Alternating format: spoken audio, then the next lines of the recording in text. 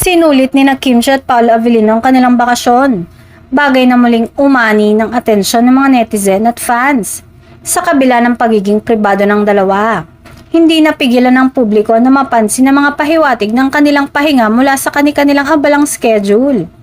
Ayon sa mga obserbasyon ng fans, tila pinili ng dalawa ang tahimik at laid-back na bakasyon na malayo sa ingay ng syudad at spotlight ng showbiz. Bagamat walang direktang kumpirmasyon, kapansin-pansin ang pagkakapareho ng kanilang mga ibinahaging larawan at post sa social media. Para sa marami, ang bakasyong ito ay tila reward ng dalawa sa kanilang sunod-sunod na proyekto ngayong taon. Si Kim ay patuloy na abala sa endorsements at appearances, habang si Paolo naman ay busy sa mga serye at pelikulang kanyang pinagbibidahan.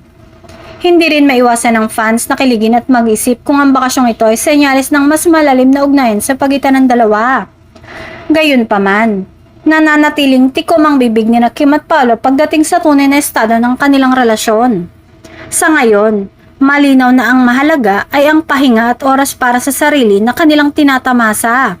Kung may dapat mang asahan ng publiko, iyon ay ang pagbabalik ni na Kim at Paolo na mas refreshed at handa muling humarap sa hamon ng showbiz.